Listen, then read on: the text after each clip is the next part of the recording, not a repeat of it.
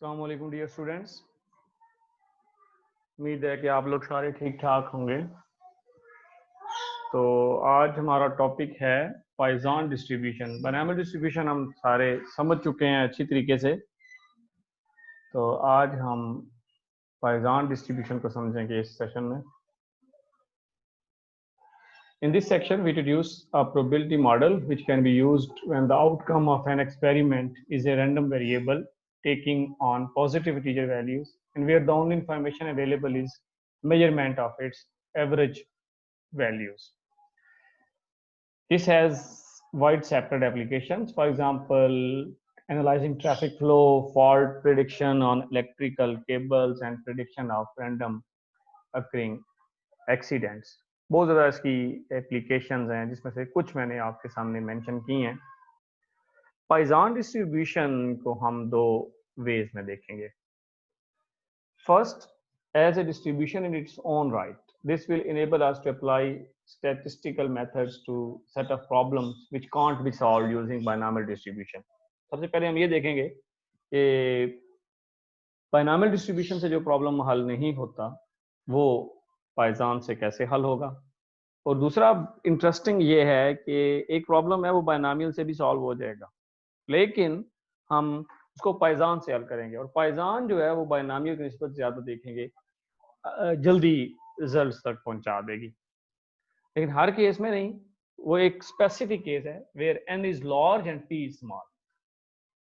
तो binomial distribution की अपनी इंपॉर्टेंस मौजूद है, लेकिन जब n लार्ज होता है और p स्मॉल, ये दो पैरामीटर्स थे अगर आपको याद हो बायनॉमियल डिस्ट्रीब्यूशन के, तो n लार्ज हो p स्मॉल हो तो फिर हम इसको बायनॉमियल डिस्ट्रीब्यूशन से अप्रोक्सीमेट जो अप्रोक्सीमेशन है वो पाइजन में जल्दी हो जाएगी। ये बड़ी इंटरेस्टिंग सिचुएशन है। There are some prerequisites of this course. Again, concept of probability आपको पता है, understand concept and notation for binomial distribution. The learning outcomes इसमें ये है कि recognize the use of formula for probability calculated from the Poisson model, use the recurrence relation to generate a succession of probabilities, use the Poisson model to obtain approximate values for binomial probabilities. ये तीन हमारे main learning outcomes हैं। Okay, तो the Poisson approximation to binomial. सबसे पहले हम ये देखेंगे कि पाइजन को हम बायनॉमियल के साथ कैसे अप्रोक्सीमेट करते हैं। The probability of outcome x is equal to r is given by this relation. ये आपको सारों को पता है, ये बायनॉमियल डिस्ट्रीब्यूशन का फार्मूला है। Clearly large values of n calculation आपको पता है कि ये मुश्किल होती जाएगी, मतलब टाइम लेती जाएगी, क्योंकि जब n ज्यादा होगा फिर आपको कॉम्बिनेशन निकालनी है, q की पावर निकालनी है, p, इसी तरह p अगर स्मॉल होगा तो स्मॉल की पावर और स्मॉल हो जाएगी। तो दोनों केस जब n लार्ज होता है या p स्मॉल होता है तो कैलकुलेशन बायनॉमियल डिस्ट्रीब्यूशन में करना काफी टाइम टेकिंग प्रोसेस है। In the situation when n is large and p is small and the product np is constant, और अगर ऐसी सिचुएशन आ जाए n लार्ज है p स्मॉल है लेकिन n और p की जो प्रोडक्ट है वो कांस्टेंट हो, तो फिर हम इसको देखेंगे कि एक पाइजन की जो अप्रोच है उससे हम प्रॉब्लम जल्दी हल कर लेंगे। मैं आपके इस बात को जरा एग्जांपल से समझाता हूँ कि ये अगर आप देखें तो मैंने n भी लिखा है, पहले 4 है और p 0.25 है। अगर हम 4 को 0.25 से मल्टीप्लाई करें तो प्रोडक्ट 1 आती है। ये कुछ प्रोबेबिलिटीज हैं, x इक्वल टू 0, 1, 2, 3, 4, 5 एंड 6। ये कुछ इस प्रोबेबिलिटी की वैल्यूज है p। जब देखें n 5 था, p अगर 0.2 है प्रोबेबिलिटी, तो प्रोडक्ट अगेन 1 है और ये इनकी कुछ वैल्यूज हैं। अगले केस में सिचुएशन में 10 और 0.1, अगेन प्रोडक्ट इज 1, लेकिन देखें अब n बड़ा हो रहा है और p स्मॉल हो रहा है, लेकिन प्रोडक्ट जो है इन दोनों की वो कांस्टेंट है। तो अगर हम ये देखें, गौर करें, तो जो n लार्ज हो रहा है, p स्मॉल हो रहा है, प्रोडक्ट हमने 1 रखी हुई है अभी खुद से, लेकिन जो प्रोबेबिलिटीज हैं वो एक नंबर की तरफ अप्रोच करना शुरू हो गई। प्रोबेबिलिटी जो आप देखें ना, ये 0.35, 36, 368, 368, तो अब प्रोबेबिलिटी कांस्ट करना शुरू हो जाएगी। क्यों? अब p इतना स्मॉल हो चुका है कि समझ लें कि p का रोल ही खत्म हो गया, तो फिर इसलिए प्रोबेबिलिटीज जो हैं वो एक कांस्टेंट नंबर को अप्रोच करना शुरू कर दिया है। सो इन इस पूरी एग्जांपल के अंदर NP1 है और यही बात बता रहा था, जैसे इसे कहा कि अप्रोच कर रहा है इस वैल्यूज को as it increases. If we have determined the probabilities of success when large values of n and small values of p are involved, it would be very convenient if we could do so without having the construct tables. तो अब इसी problem को, इस table को construct किए बगैर, जैसे आपको पता है टेबल आप बायनॉमियल डिस्ट्रीब्यूशन में कंस्ट्रक्ट करते रहे, तो पाइजान में हम देखेंगे कि इसको हम जल्दी कर लेंगे. तो अभी प्रॉब्लम मैंने रिवाइज किया है आपका बायनॉमियल से. By considering a simplified application to the binomial distribution subject to the conditions, if n is large, p is small, np is constant. यहाँ तो np1 था, लाजमी नहीं अब np1 हो, np किसी भी कांस्टेंट हो सकता है, 2 भी हो सकता है, 3 भी हो सकता है, 1.5 भी हो सकता है, 2 भी हो सकता है. मैंने यहाँ पे लैम्डा कह दिया. तो ये है डियर स्टूडेंट्स फार्मूला आपके लिए पॉइजन डिस्ट्रीब्यूशन का. ये इसकी अप्रोक्सीमेशन है. ये देखें, ये अगर बाइनॉमियल है तो बाइनॉमियल ये वाला है, ये वाला पॉइजन है, तो हम इस प्रॉब्लम को पॉइजन से हल कर सकते हैं. e power minus lambda, lambda power r और r फैक्टोरियल. और लैम्डा देखें np है, n और p दोनों लैम्डा के अंदर समझ लें यकजा हो गए. तो बाइनॉमियल डिस्ट्रीब्यूशन के दो पैरामीटर थे, एक n और p, और यहाँ पे इसका लैम्डा आ गया एक पैरामीटर. ये इसका बड़ा एडवांटेज है. और हम जो प्रोबेबिलिटी तक निकालेंगे और इधर से निकालेंगे, ये ऑलमोस्ट सेम होगी टू सम डेसिमल प्लेस. ये इसकी अप्रोक्सीमेशन है. इसको प्रूव भी किया जा सकता है. जैसे देखें, अगर हमारे पास q प्लस पी की पावर n है, तो ये फार्मूला होता है बायनॉमियल थ्योरम का. तो अगर हम आगे जाएं तो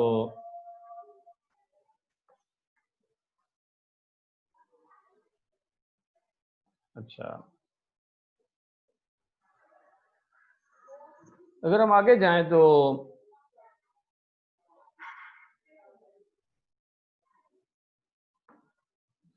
q प्लस पी 1 के बराबर, यहाँ q देखें अगर 1 है, q p स्मॉल, मैंने ज्ञान बात की थी, जब भी हम इसको लेंगे पाइजान में, p स्मॉल होगा n लार्ज होगा. तो ये 1 प्लस पी की पावर n का फार्मूला एक तरह से ओपन है इधर. और एन पी क्योंकि लेमडा था तो ये सारा लेमडा में आ गया. ये सारी सीरीज ये आप कैलकुलस में पढ़ चुके हैं, ये ई पावर लेमडा होती है. This is e power lambda. तो यहां से ई पावर लेमडा और लेमडा ये 1 होता है, तो it can be written as like that 1 over this. तो यहाँ से ई की पावर लेमडा को मैंने ई की पावर माइनस लेमडा कर दिया, तो हमारे पास एक रिलेशन आ गया. ओके, तो अब हमारे पास ये 3 इंपॉर्टेंट चीजें हैं पॉइजन के लिए. लेकिन कब हम बाइनॉमियल को अप्रोक्सीमेट करेंगे पॉइजन के लिए, तो 3 चीजें आपको पता हों. क्या? n लार्ज, p स्मॉल और n p लेमडा. जब ये 3 चीजें रिक्वायरमेंट पूरी हो जाएगी, तो फिर आप एक बाइनॉमियल डिस्ट्रीब्यूशन को अप्रोक्सीमेट कर सकते हैं पॉइजन डिस्ट्रीब्यूशन के साथ. Understand? So this is the key point. ये हमारे पास है बाइनॉमियल डिस्ट्रीब्यूशन और ये हमारे पास नीचे पॉइजन डिस्ट्रीब्यूशन. लेकिन पॉइजन डिस्ट्रीब्यूशन हर केस में बाइनॉमियल को अप्रोक्सीमेट नहीं करेगी. जब np कांस्टेंट होगा लैम्डा के बराबर, p स्मॉल होगा और q n लार्ज होगा. तो ये एक सिंपल सा फार्मूला है पॉइजन डिस्ट्रीब्यूशन का. एग्जांपल है एक, we introduced the binomial distribution by considering the following scenario. A war machine is known to produce 10% defective components. ये प्रॉब्लम आप कर चुके हैं. एक वॉर मशीन जो है वो 10% डिफेक्टिव कंपोनेंट्स जो है वो बनाती है, प्रोड्यूस करती है. If the random variable x is number of defective components produced in a run of 3 components, find probability that x take value 0 to 3. x की वैल्यू 0 से लेकर 3 तक है. Suppose know that a similar machine which is known to produce 1% defective component is used for a production run of 40 components. अब कहते हैं कि इसी तरह की मशीन है लेकिन उसकी जो प्रोडक्शन है डिफेक्टिव कंपोनेंट्स की वो 10% की बजाय 1% है, और अब वो 40 कंपोनेंट्स को प्रोड्यूस कर रही है. We wish to calculate the probability that 2 defective items are produced. हम ये प्रोबेबिलिटी निकालना चाहते हैं कि जो 2 प्रोडक्टिव आइटम्स हैं वो डिफेक्टिव हैं उन 40 में से. Essentially we are assuming that x is equal to probability of 40, ये n 40 होगा और p 0.01. अब देखें n is very large here and p is 0.01, that is very small. और x is equal to 2। Using binomial distribution, तो जो binomial distribution का formula है उसमें से आंसर आता है 0.0532। लेकिन अब हम अगर इधर इसकी वैल्यू लेके जाएं, ये अब आप ऐसा करेंगे ना, 40 को 0.01 से मल्टीप्लाई कर देंगे, np जो आपके पास आएगा, ये np की वैल्यू 0.4 आएगी, तो हमने पाइजान में पुट किया तो आंसर आया 0.0536। गौर करें अगर तो 3 डिजिट तक ये बिल्कुल आंसर सेम है, लेकिन वहां कैलकुलेशन थोड़ी लेंथी थी, यहाँ कैलकुलेशन थोड़ी आसान है। तो ये एक पाइजान की है approximation to the binomial. Practical considerations.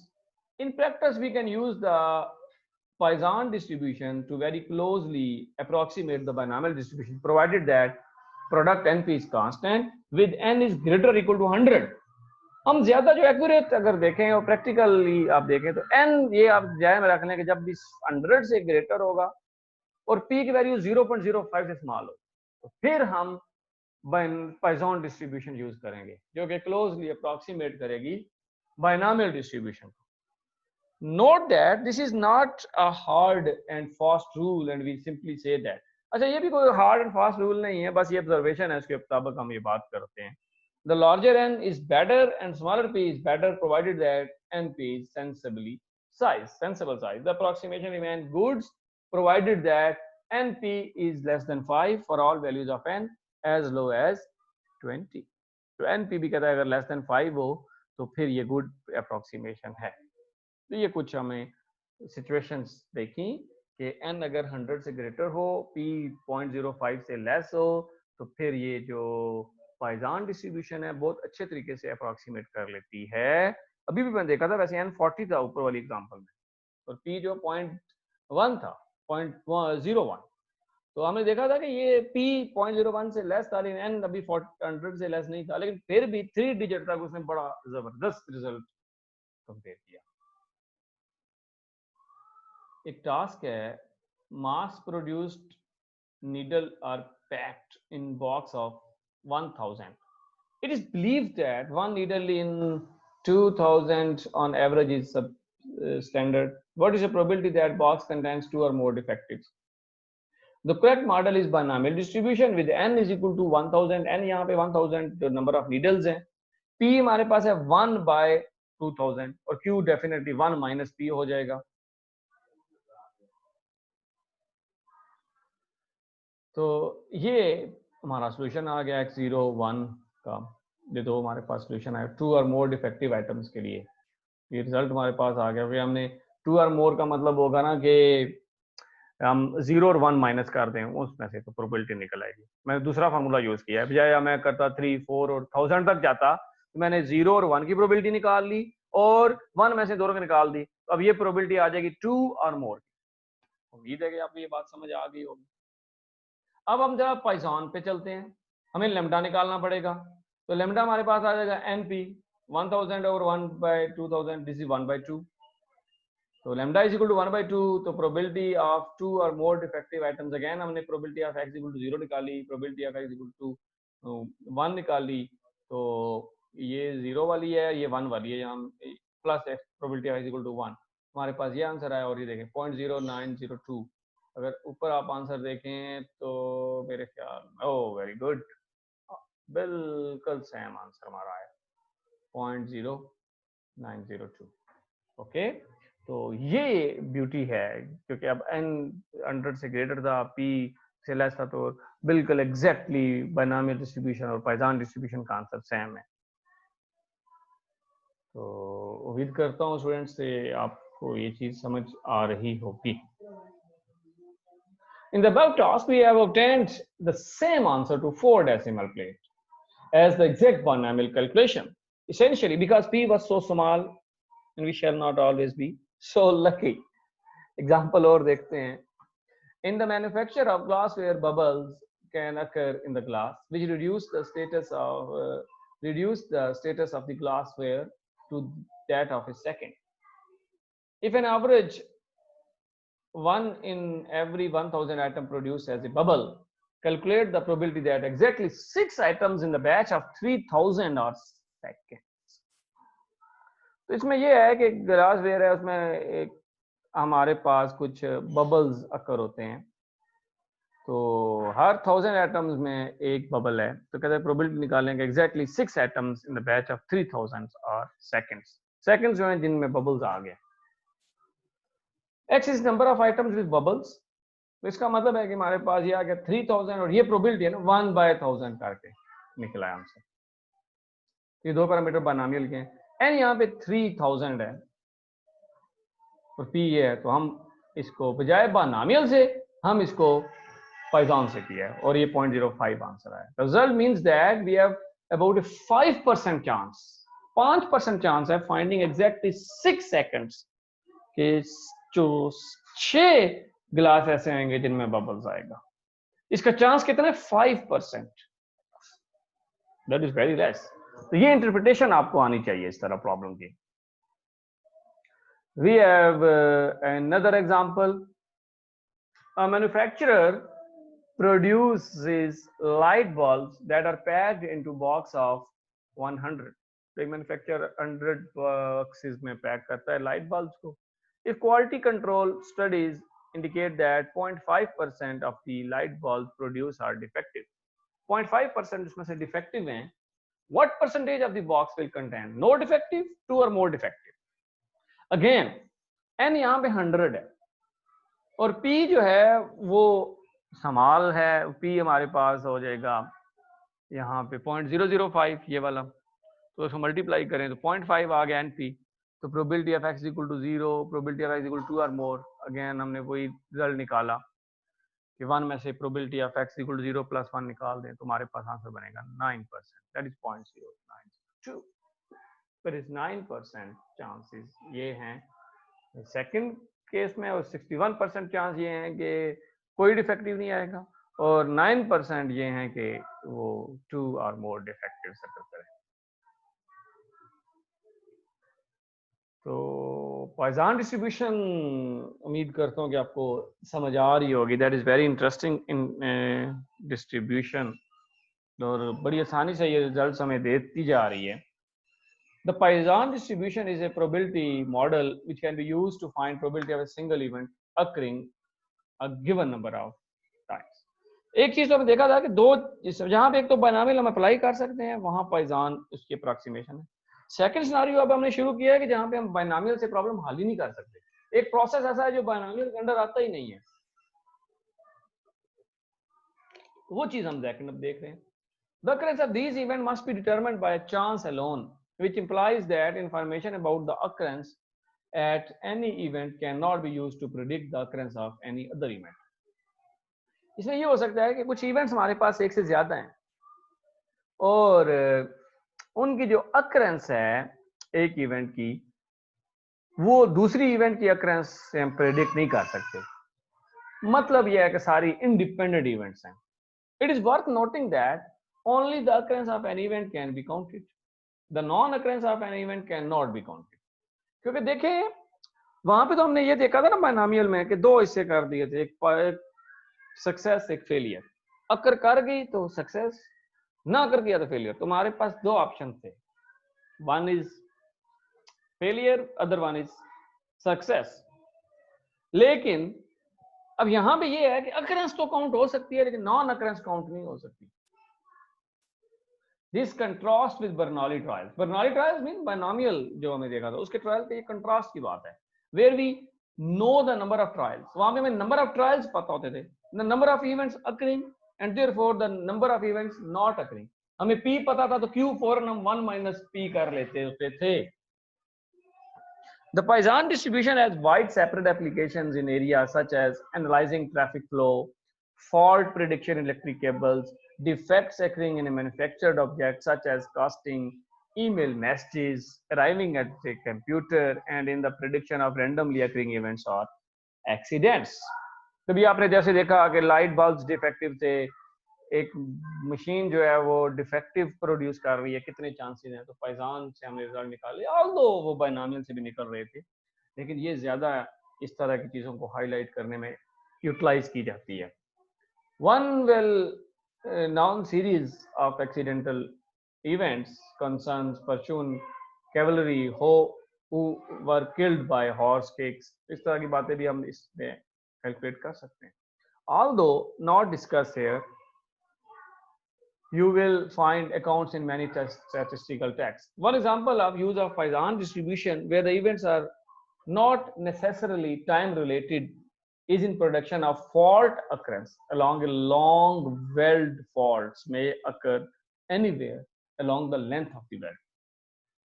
एक बात तो ये है कि हम ऐसी इवेंट्स देखते हैं जिसमें टाइम बेशक इन्वॉल्व ना हो और लेंथ इन्वॉल्व हो, ये भी बड़ी इंपॉर्टेंट बात है.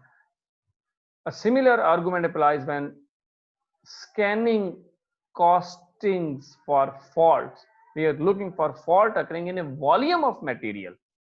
एक मटेरियल के वॉल्यूम में क्या जैसे आपने देखा था ना कि लास्ट टाइम बायनॉमियल डिस्ट्रीब्यूशन में टाइम की बात है कि ये इतनी डिफेक्टिव करती है तो उतने टाइम के बाद एक और डिफेक्टिव प्रोड्यूस होगी, लेकिन यहाँ पे नहीं, यहाँ पे मटेरियल की बात हो रही है कि उसका वॉल्यूम गड़बड़ कर जाए, उसका साइज गड़बड़ कर जाए.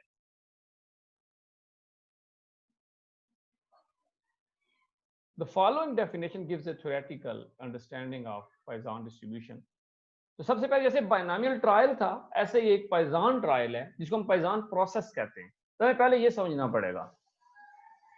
Suppose that events occur at random throughout an interval. अब ये सपोज करें कि इवेंट एक इंटरवल के ऊपर अकर कर रही है randomly. Suppose that further that interval can be divided into सब इंटरवल्स. अब आप एक इंटरवल बड़ा इंटरवल है उसके हम छोटे छोटे सब इंटरवल्स बना लेते हैं. जैसे एक 0-1 हो, हम इसको 0.1, 0.1 से 0.2, 0.2 से 0.3 इस तरह छोटे सब इंटरवल्स बना लें. लेकिन सब इंटरवल इतने स्मॉल बनाने हैं कि वो तीन चीजों को उसमें फुलफिल करें. वो तीन चीजें क्या हैं हर सब इंटरवल के लिए? The probability of more than one event occurring in a sub interval is 0. कि एक सब इंटरवल में एक ही इवेंट अकर करे, कोई और इवेंट अकर ना करे. ये बात जरा गौर से देखें. The probability of more than one event, एक से ज्यादा इवेंट्स की प्रोबेबिलिटी हर सब इंटरवल में 0. एक इवेंट की प्रोबेबिलिटी 0 नहीं होगी, लेकिन एक के अलावा बाकी सब इवेंट्स की प्रोबेबिलिटी वहां 0 होगी. दूसरी कैरेक्टरिस्टिक्स क्या है? Probability of one event occurring in a sub-interval is proportional to the length of sub-interval. अब देखें एक 0 to 1 एक सब इंटरवल है, उसकी लेंथ होगी 1, 1 minus 0. मैंने उसमें सब इंटरवल बनाए और पहला सब इंटरवल बनाया 0 से 0.1, अब उसकी लेंथ है 0.1. अब जो प्रोबेबिलिटी एक इवेंट की उसमें जो नॉन जीरो है उस प्रोबेबिलिटी का उस लेंथ के ऊपर प्रोपोर्शनल होना चाहिए. जो ही लेंथ कम करें तो वो प्रोबेबिलिटी भी कम हो. अगर हम सब इंटरवल की लेंथ ज्यादा करें तो उसकी प्रोबेबिलिटी भी चेंज हो. An event occurring in any given subinterval is independent of any other subinterval. ये मैंने पहली बात की थी कि अगर एक सब इंटरवल में एक इवेंट एग्जिस्ट करती है उसका दूसरी सब इंटरवल के साथ ताल्लुक खत्म हो जाता है. मिसाल के तौर पर एक पहली इवेंट ए है, वो पहले सब इंटरवल में उसकी नॉन जीरो है, तो बाकी अब तमाम सब इंटरवल में पहले को छोड़ के उसकी जीरो होगी. तो ये तीन इंपॉर्टेंट चीजें हैं, इसको हम कहते हैं पॉइजन प्रोसेस. प्रोसेस का मतलब अगेन यहाँ पे एक्सपेरिमेंट्स ही हैं. If the average number of events occurring in the interval is lambda, lambda वही है np, then the random variable x represents the actual number of events occurring in the interval is said to have a Poisson distribution. और इसके लिए ये formula है जो हमें पीछे पढ़ा था, e power minus lambda, lambda power r और r factorial. तो इसको मैंने की पॉइंट में समराइज किया हुआ है. ये है Poisson probabilities. If x is random variable, number of occurrence in any given interval, x is number of occurrence होगा, for which the average rate of occurrence is lambda, और जिसमें lambda क्या है उसका average rate of occurrence है. Then according to Poisson model, probability of all occurrence in the interval is given by, this is the formula for the Poisson distribution. Here is a task. Use the Poisson distribution. Write down the formula P of x equal to 0, P of x equal to 1, P of x equal to 2, and P of x equal to 6. Noting that 0 factorial is equal to 1. ये आपने probabilities बस लिखनी है. इसमें probability का formula आपको पता है, बस x equal to 0, r के लिए 0 पुट कर देंगे तो आपके पास ये आंसर्स आ जाए. तो ये टास्क आपने कंप्लीट करना है by self. Calculate probability of x equal to 0 to probability of x is equal to 5, where lambda is equal to 2. अब lambda आपने 2 रख लेना है. और फिर प्रोबेबिलिटीज निकालनी है। तो ये मैंने प्रोबेबिलिटीज निकाल दी हैं 0 से लेकर 5 तक। नोटिस है ये फार्मूला वही लगा है पाइजान वाला। How the values of probability of x equal to r in the above answer increases. अगर देखें तो ये वैल्यूज किस तरह इंक्रीज कर रही हैं फिर डिक्रीज भी कर रही हैं, still the same and then decrease. जैसे देखें 0 पे वैल्यू है 0.1353, 1 पे है 0.27, 2 पे 0.27, अब सेम हो गई, अब डिक्रीज करना शुरू हो गई। थर्ड पे डिक्रीज हुई, 4 पे और डिक्रीज, 5 पे और decrease. Here, two of the probabilities are equal, and this will always be the case when lambda is an integer. अच्छा ये याद रखना है जब कभी भी lambda इंटीजर होगा इस तरह का केस जरूर आएगा कि दो कम से कम प्रोबेबिलिटीज सेम होंगी, जैसे यहाँ पे 2 और 3 की। In this last task we only went up to x equal to 5 and calculate each entry separately. However, each probability needs not to be calculated directly. We can use the following relations. ये हम relations भी use कर सकते हैं। Probability of x equal to 1, lambda into 1, probability of x equal to 0, probability of x equal to 2, lambda by 2, probability of x equal to 1. तो मतलब अगली probability जो है occurrence की previous से हम इस तरह हल निकाल सकते हैं। ये भी कुछ useful relations हैं अगर आप याद करें। फॉर्मूले से भी निकल आएगी, ये भी स्किल है। These are the recurrence relations. इनको रेकरेंस रिलेशन इसलिए कहते हैं, रेकरेंस रिलेशन आपने न्यूमेरिकल एनालिसिस का कोर्स अगर पढ़ा है तो पता होगा आपको कि नेक्स्ट जो प्रोबेबिलिटी है वो प्रीवियस से निकलती है। मतलब probability of x equal to 1 हम निकालेंगे probability of x equal to 0 से, probability of x equal to 2 निकालेंगे probability of x equal to 1 से, और probability of x equal to 3 निकलेगी information of probability of x equal to 2 से। तो ये एक रेफरेंस रिलेशन है फॉर द पाइजन डिस्ट्रीब्यूशन। अगर आपको फर्स्ट की let's suppose r is equal to 1 की प्रोबेबिलिटी पता है तो फिर आप इस फार्मूले को इस्तेमाल करते हुए वो e वाला रहने दें, इस तरह भी आप निकाल सकते हैं।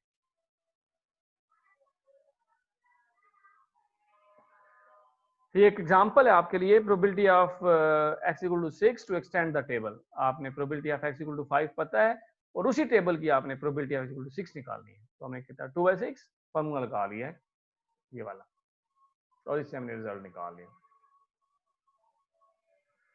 We have another example.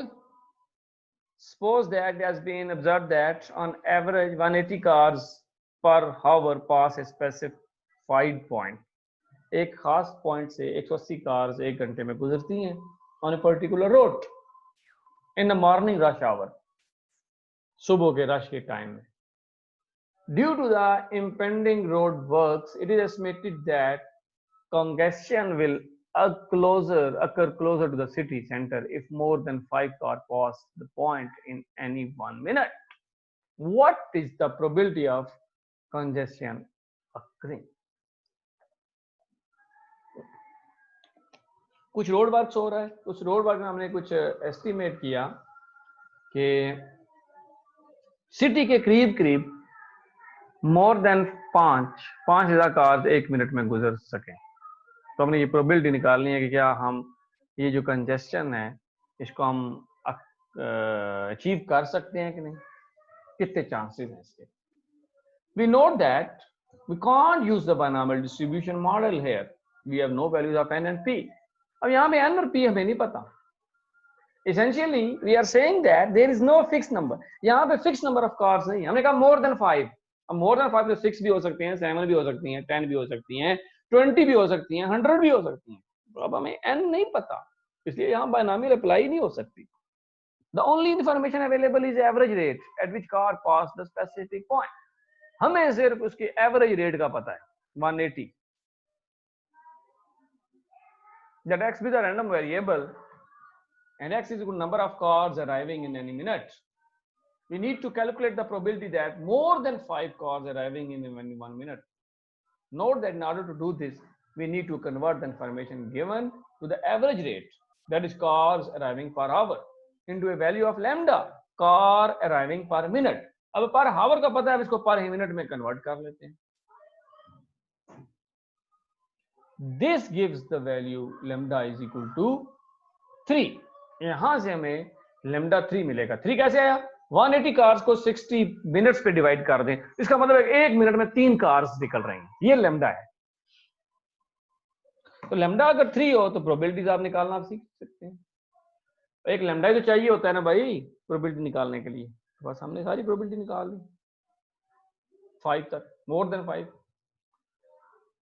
To calculate more than 5, तो 5 सारों को करके फिर जमा कर दिया, इसमें 1 माइनस करेंगे, तुम्हारे पास आंसर आ जाएगा। ये तो तकरीबन 8% चांस है भाई मोर देन 5 कार्स के गुजरने के। ये कम होने चाहिए ना, ताकि सिटी में रश ना बने। I really enjoyed this question. पता नहीं आपको ये समझ लगा है कि नहीं लगा। Here is an example, another beautiful example there. The mean number of bacteria per millimeter of a liquid is known to be 6. 1 millimetre liquid में 6 बैक्टीरिया मौजूद हैं। Find probability that in 1 milliliter of the liquid there will be 0, no bacteria, 1 bacteria, 2 bacteria, 3 bacteria, less than 4, 6 bacteria. Here we have an average rate of occurrence, but no estimate the probability, so it looks as tough. We have Poisson distribution with lambda is equal to 6.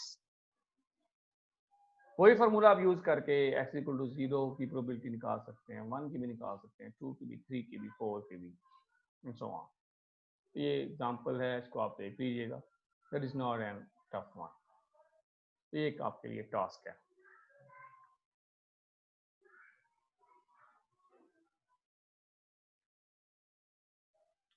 Next अभी expectation and variance of Poisson distribution. अब सारों को पता है expectation of और binomial distribution का पता है। एनपी होता है expectation of x binomial distribution का, और वेरिएंस होता है एनपीक्यू। लेकिन अब जब हम पॉइसन की बात करते हैं, इसमें एन लार्ज है, पी स्मॉल है और एनपी लैम्डा है। तो अब देखें, जब पी लार्ज हो, पी स्मॉल होगा सॉरी, तो क्यू लार्ज होगा, और क्यू की मैक्सिमम वैल्यू 1 हो सकती है। तो यहाँ हम अप्रोक्सीमेट करते हैं क्यू 1 है, क्योंकि P is very very small. तो एन पी क्योंकि लैम्डा था, तो अब एक्सपेक्टेशन ऑफ पॉइसन डिस्ट्रीब्यूशन भी लैम्डा ही होगा और वेरिएंस भी लैम्डा ही होगा, क्योंकि ये एन पी क्यू है ना, तो क्यू ऑलमोस्ट 1 है, पीछे बचा एन पी, तो एन पी लैम्डा।